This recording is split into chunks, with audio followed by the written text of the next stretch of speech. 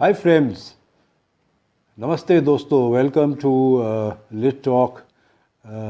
As you know, I always come to you upon finding something interesting while reading.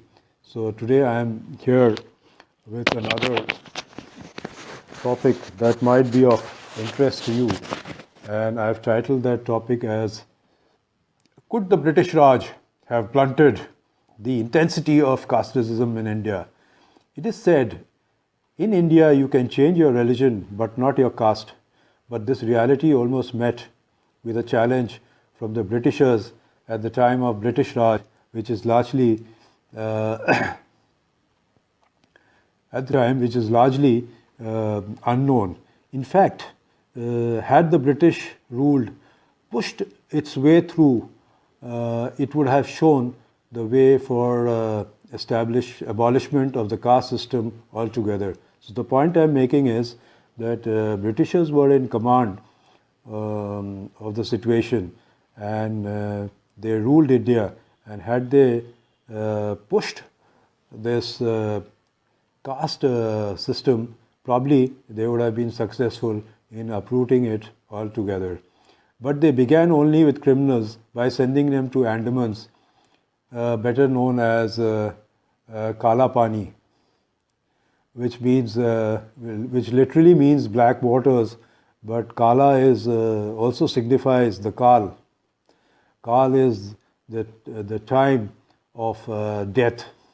If the British so wanted, in the 89 years of their strong rule, I mean almost like a dictator, they could have at least blunted the ferocity of the caste system in India, which they did not do. And had they done it, they would have completely uprooted it. But they had other nefarious designs, that was to divide and rule. So while on one hand they exploited the caste rivalry in the mainland, on the other they got rid of it by sending criminals to the islands in Kalapani, where they could rid them of their caste. But sadly, most of them were freedom fighters whom they had held as prisoners. The remote islands in the Andamans were considered suitable to punish the India independence activists called freedom fighters. Not only were they isolated from the mainland, the overseas journey to the islands, that is the Kalapani, also threatened them with loss of caste that could have resulted in their social exclusion. Sadly, this is also corroborated by the Hindu religious scriptures.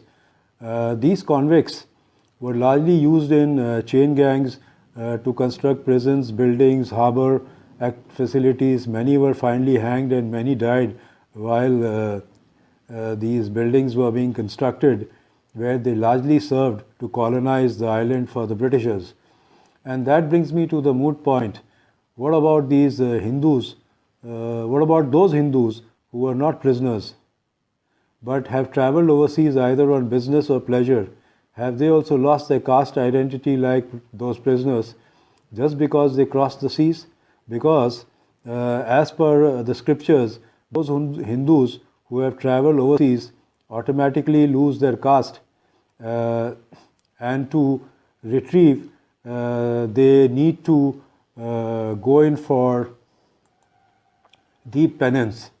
Further, if we are to believe in the caste system, we also need to believe in the scriptures with equal measure, and that is only right, as both are ancient and part of our tenets. For it can't be that on one hand we believe in the caste system, but on the other theory we give a grand miss, for our religious scriptures below say it all. Friends, the offense of crossing the sea was then known as Samudra Ulangan, or even Sagar Ulangan, and in one of the Dharma Sutras it lists that sea voyages as first of the offenses that cause the loss of varna, that is caste. That is, if you cross the sea, you lose your varna. The Dharma Sutra suggests a person can wipe this offense of his in 3 years by eating a little at every fourth meal, by bathing at dawn, noon and dusk, and by standing during the day and keeping himself seated during the night. So that was a kind of penance. The reasons behind the taboo include the inability to carry out the daily rituals and the sin of contact with the Malekchas, that is, the barbarians.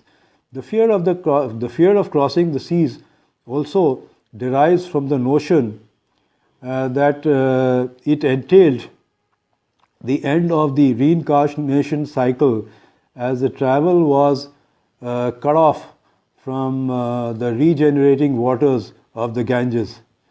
Such voyages also meant breaking family and social ties. And according to another belief in the pre-modern India, that Kalapani seawater, that is, was inhabited by Huglis, which were some kind of bad spirits and were described as monsters. During the Age of Discovery, Portuguese sailors noted that Hindus were reluctant to engage in maritime trade due to this taboo. In the 18th century, the Baniyas of the north considered even crossing of the Indus River at Attock, which is now in Punjab, Pakistan, as a taboo, and underwent purification rituals upon their return. However, not all Hindus adhered to the taboo, especially the Hindu merchants located in Burma, Muscat, and other places. And friends, a lot of Hindus used to go to Burma, which was then one of the richest countries in this part of the world. So can then we say all those Hindus who have traveled overseas are now devoid of caste? Well, friends, I am just putting a point of view across, which I have read, and I don't stand in judgment, and it is for you to make up your mind and decide it for yourself.